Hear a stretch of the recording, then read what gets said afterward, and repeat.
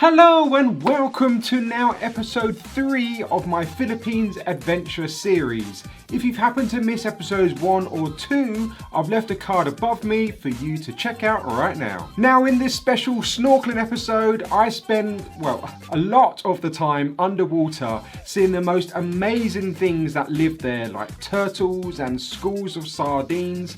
But before we get there, we first arrive in Coron and we first do an island hopping adventure. I really like the snorkeling here. You know, the different colours and life here was just amazing. Just those lovely blues of the corals was mesmerising. However, you must be aware that these stick-like looking corals, I don't know the exact name for them, but they are very sharp, so you wouldn't want to step onto them. It's always safe to wear a life jacket so you can easily float on the surface of the water, because just look how close you come to them. They're quite near the surface, so you always need to be careful around them. It was teeming with different coloured fish here and weird looking shell things that move, and also just tons and tons of what only can be described as cauliflower looking things, just all of different colours and sizes. I don't know what they are or do, but they're still nice to look at. It really is just a different world down here amongst the ecosystems of these coral reefs. What isn't nice to look at though are these huge, ridiculously spiky black pointy things, and there was quite a few of them here.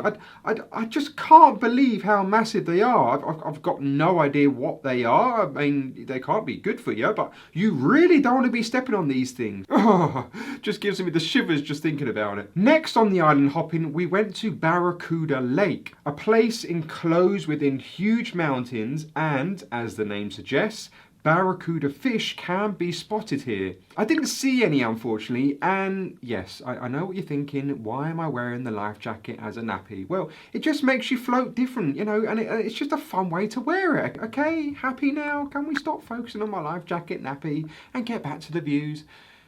Fantastic. Because here you could see how deep this place goes. You can't even see the bottom, and along the depth you have this wonderful rock formation. We all then took it in turns making some diving footage showcasing this.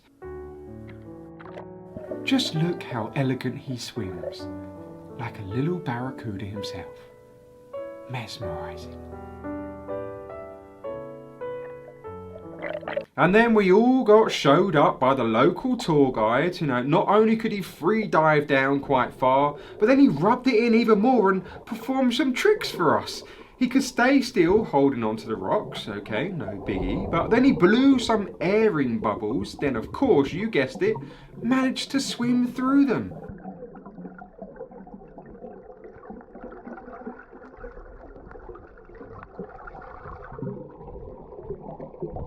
Wasn't that hard. I managed to do it as well. Did it with my eyes closed and my hands tied together. What a shame I can't find the footage anymore. I must have deleted it or something. Oh, here he is again, just chilling along the rock wall. Show off.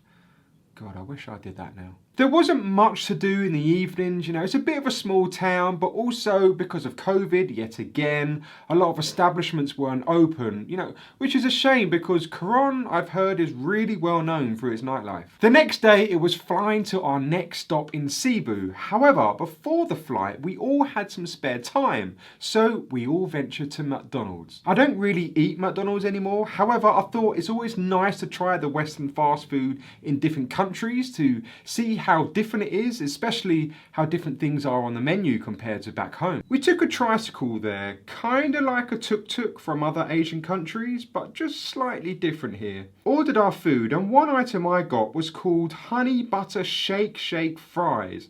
I thought, oh, that sounds interesting. It's literally your normal fries, but you get given a sachet of flavouring. I chose honey butter, sounded extravagant, and with this sachet, you sprinkle it all over your fries in the bag and literally shake it. Never done this before in a McDonald's, or any fries at all for that matter, but you know what? It was actually really nice.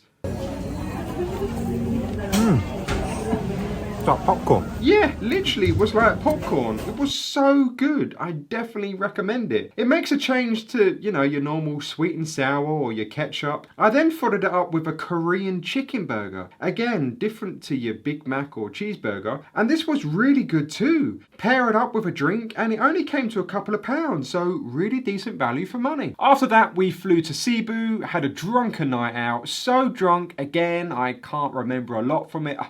I tell you, the alcohol out there is just lethal. I mean, all Asian countries, the alcohol is pretty strong, but Philippines, oh my God. And then the next day we headed to our next location, but along the way we took a pit stop off at Samala Church. From afar it looks like a castle. Some describe it as looking very Disney-like. It's just absolutely huge. It's a very religious place where thousands of people, from Filipinos to tourists, visit every day. It was built by a group of Marian monks in 1998, so pretty recent really.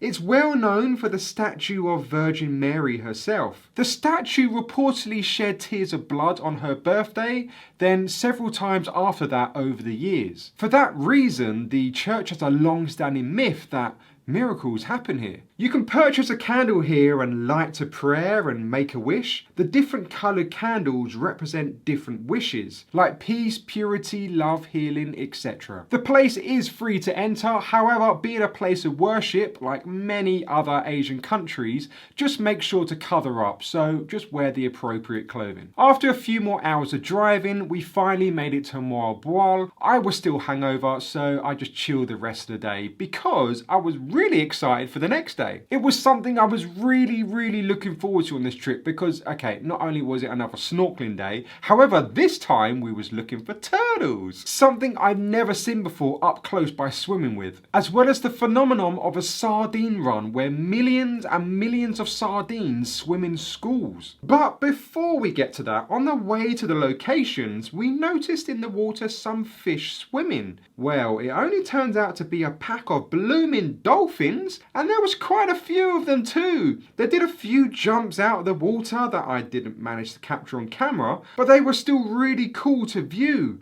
And it wasn't just one dolphin, it was a whole pack of them. Next up was turtle spotting. Again, something I've always wanted to do. Just get up close with turtles and swim with them. We only managed to find one, but this one was enough. He was a pretty big one, just chilling there, doing his own thing. You're not allowed to get very close to them and especially touch them. So I kept my distance and just looked on in awe at these beautiful creatures. The next thing I was excited for was viewing the spectacular event of a sardine run. And you can't really begin to fathom on what to expect because you get to the area, you're looking around, you can't really see anything, then all of a sudden, millions upon millions of sardines are literally flowing beneath your feet. It's just insane the amount there are, just swimming in unison with each other to protect themselves from predators. It's something that truly needs to be seen up close and personal, because being on camera just doesn't do it justice. They are completely harmless to us humans, so you can swim right up to them or go through them.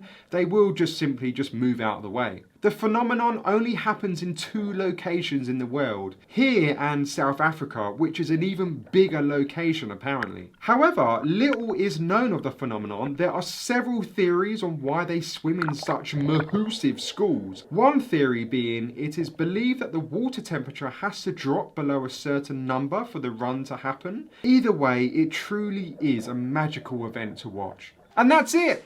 That's the end of episode 3. In the next episode, if you're a bit of an adrenaline junkie, you don't want to miss it because I'm going to be ziplining and canyoneering. If you don't know what canyoneering is, pretty much you're clambering over rocks down the river while jumping off huge waterfalls. It's so much fun.